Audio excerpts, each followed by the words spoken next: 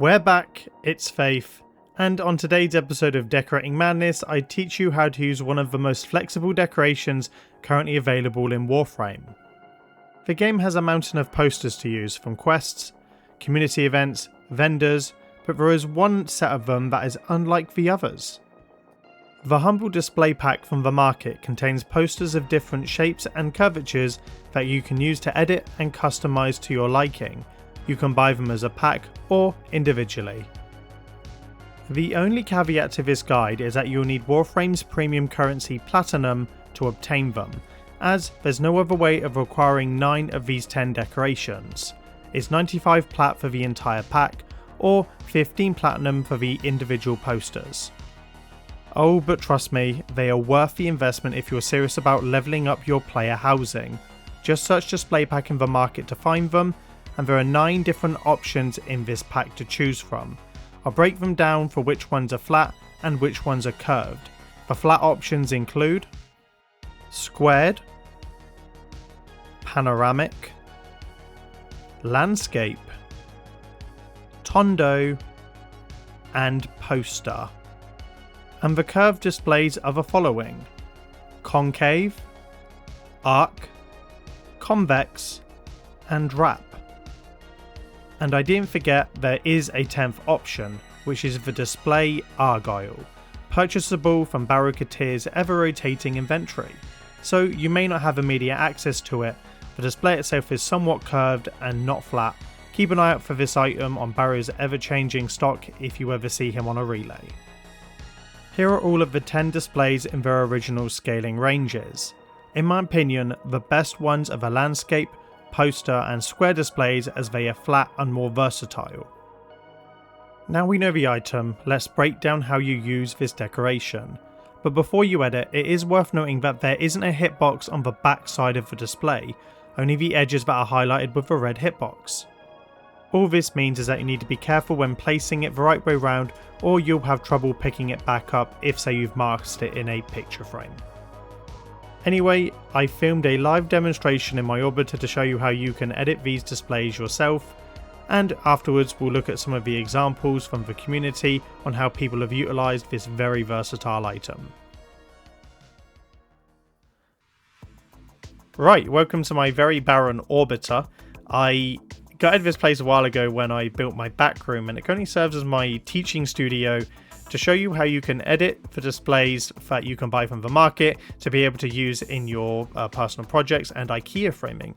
They are, without doubt, one of the most versatile objects, along with note beacons that you can buy for your personal spaces, and they can be edited a different 1,000 ways for colours, images, transparent doorways, you name it. And this video is to show the fundamental ABCs, the 1, 2, 3s of how to actually edit these items to get what you want for your own projects. And if you want to follow along, I'm using the display landscape, which is a thin, flat one, and it's by far easy the highest scaled object, so covers a wide surface area for your use. If you want something more narrow, you can use the display poster as well, which is also quite another popular variant.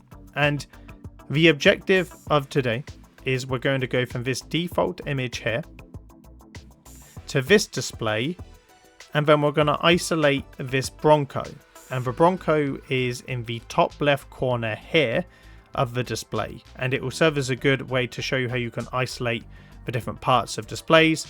It's a high contrast image, you can clearly see what it is, and that's why I'm using this specific one if you're curious for the sake of the tutorial. Now, first thing first of any decorating is to actually place down the object that you're using, and I'm using a 0.25 grid snap, and I recommend that you do that as well when you're placing your displays down, because it keeps them all in a line and they can snap in quite easily together. If you want to remove that pesky little line between the two, I'll show you how to use for constrained movement later in another part of the tutorial, but for the time being now we're just going to place down the item.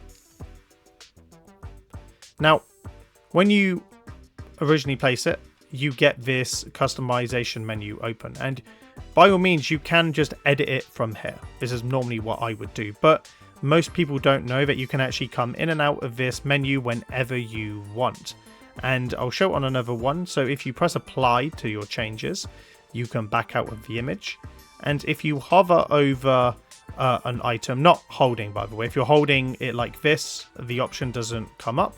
So if you're just hovering over the display here, at the bottom right, there will be a bunch of options from move decoration, remove decoration, but the one that we want is edit decoration contents. And on Xbox controller, I know that this is RB because that's what I'm using. On the mouse and keyboard, it's the number 2. I don't know what it is on PlayStation or Switch, but just look out for that text there. Now, if I come back over here and I tap RB, I go back into the editing screen. And this is why I wanted to do it this way, because there's a set way of editing these options. As you'll see, it all makes sense by the time it's done. There's a way to do it that's quite efficient. So the first thing that you need to change to get to where you're going is swap image. And when you select this, it opens up a large directory of images that you can select and replace the default image from, which is here if you want to come back to it. By the way, all of the displays have their own default image. Just look out for the sign that is default. Anyway, and there are 2 types of displays that come up, of which there are name displays such as Devourer, Dojo, Europa Landscape, the Udako memory fragments, the Little Duck memory fragments, some of the Prexes, Earth settlements, you name it, and then fan art. Fan art is here from the beginning, so everything labeled fan art will hopefully be here. Don't quote me on that. When you just buy a display and you can edit it. Yeah, don't listen to me. I found out after I made this demo that you don't get display art from the beginning of your Warframe journey. When I was building in the Armada, I wanted to use a display and learned that MR1 accounts don't have access to the fan art or anything. When you press swap image, you get a message that reads, "No images unlocked. Gain higher mastery ranks to unlock fan art to use in picture frames." Even the preview image is white and empty, like my disappointment. And I don't know what mastery you need to unlock them, as by the time I started I was somewhere around MR25. Not gonna lie, that is a bit of a bummer for newer players. There isn't a workaround, you just gotta focus on your scans and mastery rank to get access to the fan art. Anyway, back to the past and very ignorant faith. A lot of the other progress of the named ones comes from scannable objects, enemies, fragments, mission completions, you name it, from just playing and progressing in the game. I'm not a serial scanner of objects. I have quite a few done, but and I'm quite far along in the progress of the game. So if you're a younger player and you don't have all of these displays, basically check your codex and go to fragments or enemies in your codex of your orbiter and just see what you haven't scanned.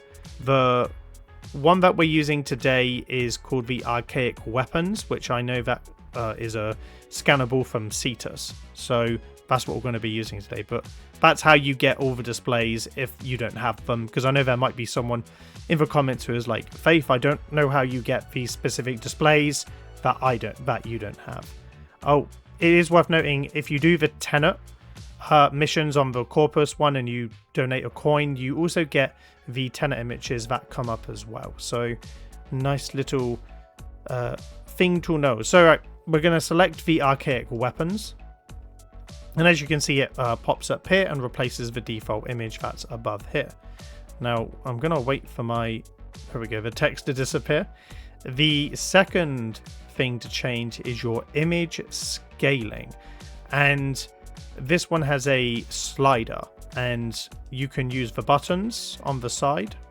That brings it up in increments of 1. You can use just the actual hold scroller and you can pick something specifically, or you can type in the numbers as well. So if I wanted it to go to the maximum 4, I just type in 4 and it pops up there. I did use 3.6 for this one, so I'll just drag it along until I get what I need. So right, the scaling is set. The next two things that you need to edit for your displays are the offsets, which are above the scaling range, and there are the horizontal and vertical offsets. For the Americans watching, and I know that you're using freedom units, horizontal is left to right, so that'll just drag it across the display for you there. As you can see, I can go from the Latrone, or I can isolate the Furus, but the image that we have is in the top left. Again, you can see it up here, so we're going to bring the image over to the left. Now the next one is vertical, which is up and down, quite obvious. So yeah, you can just play around with that, and we're going to get the Bronco in the space that we need it to. It is a bit fiddly sometimes when you just drag it, so yeah, right. I think that's about right. And if I come out of here, as you can see, I have been able to basically duplicate the Bronco here to here. And there are a couple other options that I need to show you. So when we go back in, the next two that you should consider are the flips. So there's, again, flip horizontally, which just turns it to the other side, so it just mirrors the object, which is quite useful if you're making displays that have patterns or anything like that. So if you're making doorways, or you want to mirror an object where like two things are facing each other, that's the way to do it. And you can also flip it vertically as well, so just turn it upside down on itself. Again, also really useful for mirroring displays for your builds and creations. So right, let's flip it back to this way. And the next thing that we'll do is, once I'm happy with the positioning of the item I have, which in this case, the Bronco, I've got where I want, the offsets are fine, scaling is fine, you can then start playing around with the colors. And that comes from the image filter option at the top, just underneath the image. And if you tap it here, it brings up a whole host of different basically filters to apply to the display, and this again applies across to all the ones that you can purchase or get from Barrow. And you have contrast, blood, which very deep red, very useful, then bleach, then burn, which is a sepia tone color, black and white, cross process, negative, which basically if you want to make an X-ray machine, that's how you do it. You just apply this filter. Lotus glow, which basically gives it a kind of creamy purple hue for most of the items that are placed here. And then lastly, edge of shadows, which is the grim dark Edgar Allan Poe gothic kind of one if you want more high contrast whites and blacks. So those are all the options. We're just going to select contrast for the sake of the example. And when you apply a filter, it brings up the color correction scaler here. So it works just like the ones down below. And if you just were to toggle it, it basically just changes the intensity of the filter that you've applied. As you can see here. Let me show you the blood one, because it's quite a deep color. So again, you can go from 0 to 100 and it will just basically change it. So yeah, if it's 0, you're basically back at neutral. So you can apply any filter and just bring it down to 0 if you still want to apply the neutral from that one as a starting point for anything that you might be building. But yeah, that's basically how the filters work. And you can basically just have fun exploring all of these different options and different images that might be able to do it. So as you can see here, we have 2 Broncos that have been made, and you can pretty much isolate any part of any image in the catalog. It's crazy just how many options are available to you. If you wanted more peach tones, you could go for this Europa landscape. If you wanted glass, you could go for this fan art here. If you wanted rain and water, this fan art is quite useful. So there are boundless options to do with this. They all come down to just exploring the catalog and learning and just seeing what you can do for what you might need. There's no right answer or wrong answer with displays for what you might use them for. But this is basically the fundamentals of how you actually change displays, and that's all there really is to it.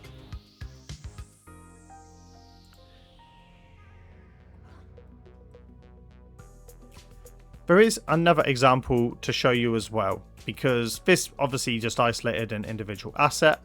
Now, I have three currently placed display posters, one of the marker items, and we're going to learn on how to get a black color. Now, I was actually taught this by a member of our Discord community, Alice, and she basically showed me the image and how to get to the black. It's honestly super simple and easy to find, and this is the pathway to get there. So you go from the default image, you find the fan art image where the black is, and then you just scale in to get this version here.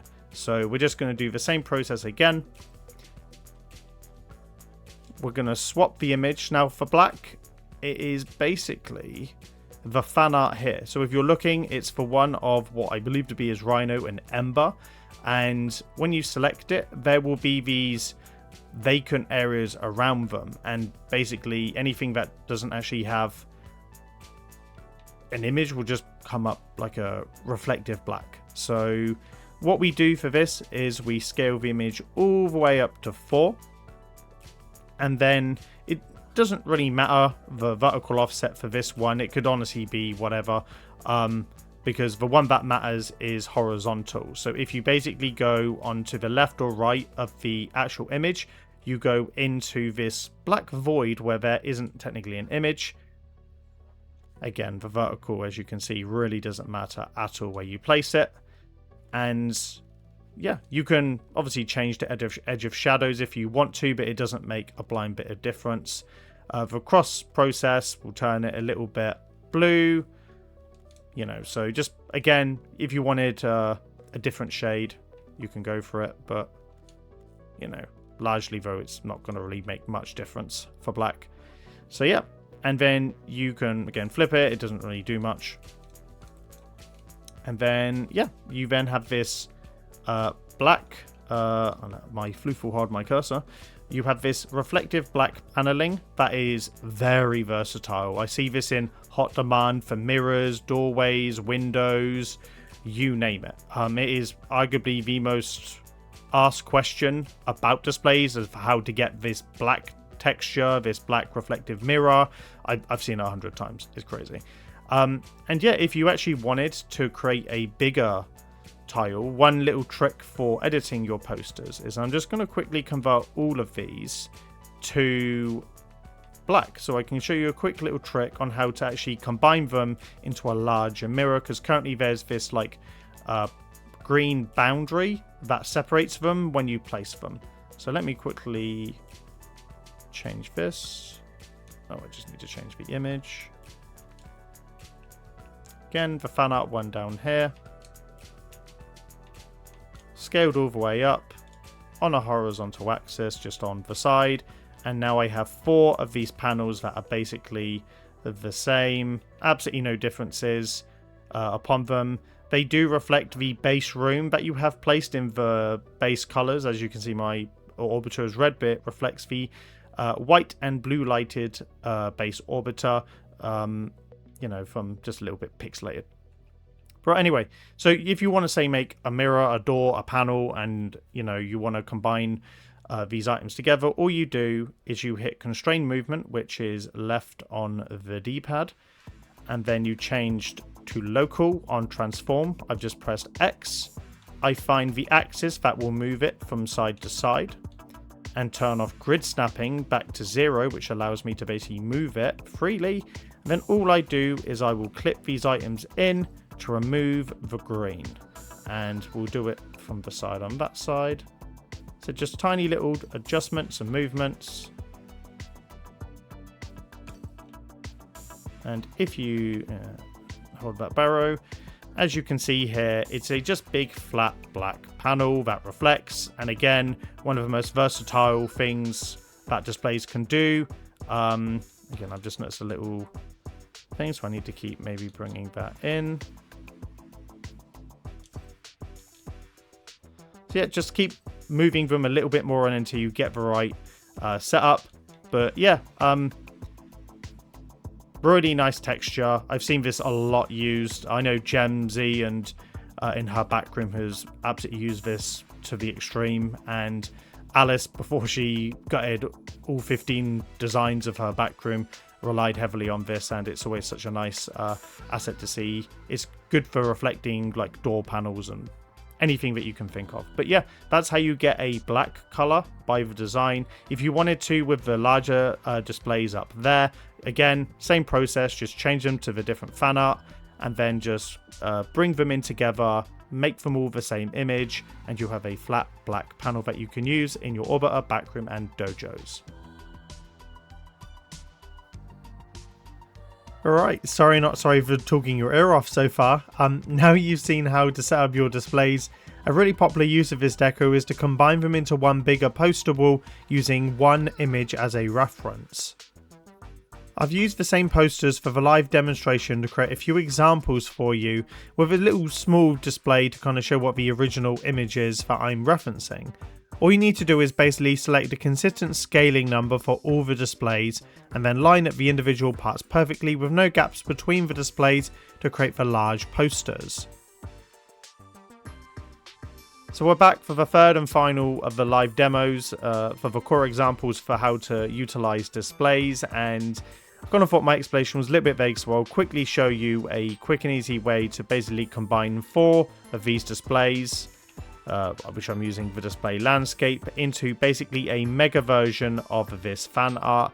I call them mega displays because you're effectively making a big version of one. I do know some people call them murals or display murals, so whatever picture fancy, it's basically how to enlarge an image across multiple displays for things that you might want to use in your Orbiters, Backrooms, Dojos. So the first thing to note is all 4 of these displays need to have the same scaling range, which again is this toggle here. And in my experience, when you're combining them in groups of 4 like this, the best scaling range is 3. And we'll just change this over to all of them. So I'm just going to toggle 1, 2, 3, 1, 2, 3, 1, 2, 3. And as you can see, I have these grid lines here that already line up, and basically we're going to move them in and center the central mural here with the lotus, and we'll do the top 2 and we'll do the bottom 2 second. So it's worth noting, an easy way to think about it is that the axes basically just need to be the same or mirrored, and in this instance here, both the vertical offsets, because we're also going to bring the image down, for both of these images need to be 1. And as you can see, they have these lines here, they line up perfectly. And then, in order to bring the image in, that one goes to 0, and then the opposite side, if we do 0 on this side, it obviously doesn't align, but if we bring it over to 1, suddenly the central images line up without a seam. And basically we're just going to do that on the bottom, and it should snap all of these displays into 1. So we're going to use the vertical offset to be 0 for both the bottom ones here. And then with the horizontal axis, we'll just bring this one in and then mirror this one here. So this one will be 0 and bring that one in here. And it's that quick and easy to make a mega display from this. So as you can see, this image here has been carried across to these 4 here. And from all of what I've been playtesting making this tutorial, this method basically works for every display that you might use and need in this format here. So yep, just get creative, go through the catalog of what displays you have and have fun making mega displays. They're quite useful for large doorways or paneling, covering large surface areas with interesting shapes and images that otherwise wouldn't be available to you. So yeah. And we're going to do a quick speed run just to show you how quick it can be if you're just following the exact same thing but speed running it. So vertical there, vertical there. Then we bring that one in, that one in.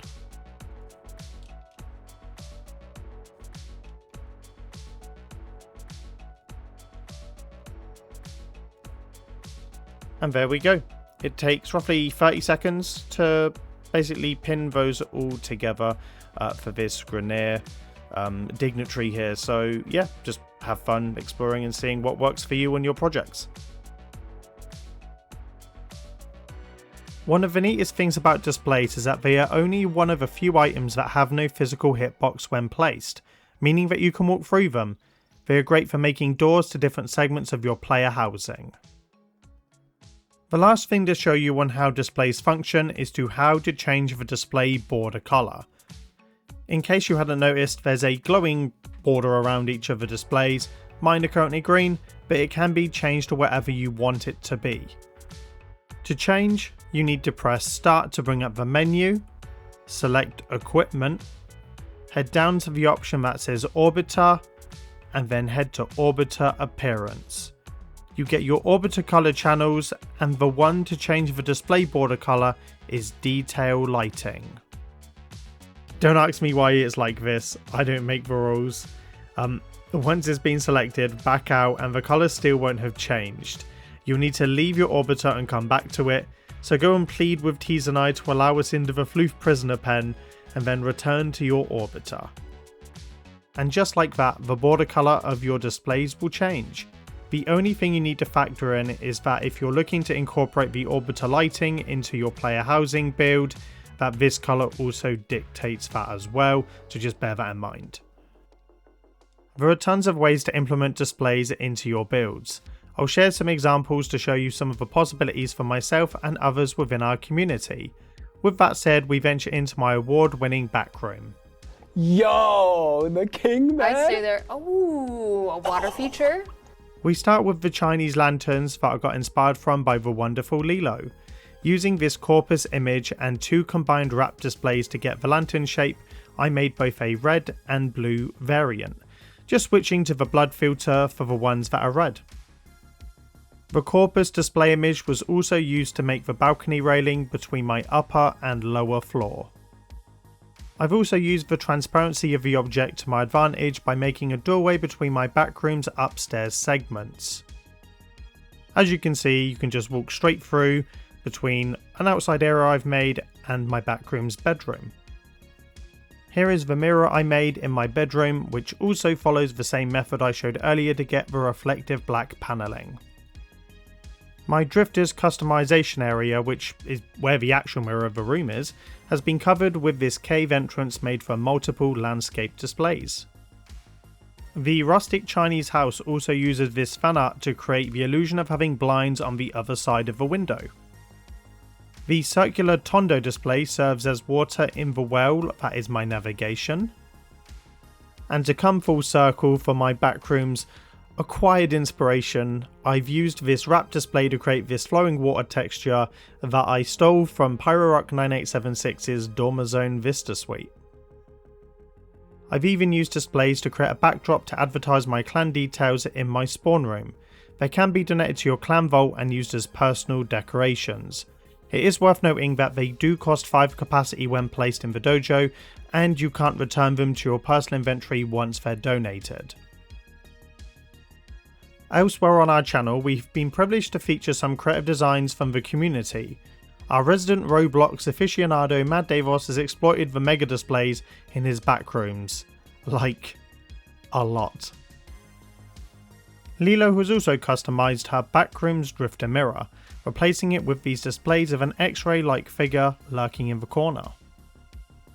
In one of my favourite orbiters, Hallgrim has made large displays for doors in his orbiter's cockpit, the cover of his relic terminal, and broken glass in a corrupted research lab. Alice, in one of her 15 or 500 backroom drafts, used the displays to create black countertops. Gemsy fell in love with them so much that she decided to adopt these forgotten designs for her countertops across her backroom. Elsewhere, in an orbiter that I do expect to be finished, Alice, Astro Gaming has used the displays to make the insides of these very sci-fi structural pillars of their work in progress orbiter. A really cool use of displays as shown by Cloud ATL is that they've used the displays for this ethereal walkway in segments of their orbiter. In my top 3 of uses for displays as shown by Celestial Draconis, in their orbiter they've made this amazing stained glass effect, showing some of the colour variety you can get if you use them for coloured window panels. Sneck has also done something similar with their arsenal area in the backrooms, with rich coloured displays in a more Art Deco style. Lady Mesa Falcon may be filing for plat bankruptcy to add this starry background and provide an accent colour that brightens up their orbiter for a really good use in wall panelling, walkways and ceiling tiles. If you want to see more of these amazing backrooms and orbiters, check out our YouTube channel to continue wondering how they did it. We have a full playlist of videos dedicated to player housing. And my final example comes from the immensely talented VC Vin, who takes using displays to the absolute maximum. Check out their YouTube and their amazing designs. I've linked their channel in the video description. Trust me, you're gonna get inspired looking at their stuff. It is mind-blowing. And that is everything you need to see and learn on how to incorporate the displays into your backroom, orbiters and dojo. I hope you've learned something new and feel inspired to start draining your platinum for your IKEA frame dreams. Like this video and subscribe to our channel for even more decorating content, and don't forget to join our Discord where you can hang out with even more decorators and take your building skills to the next level. We'll have more tutorials soon, and until then, I can't wait to see what you do with these items in your builds.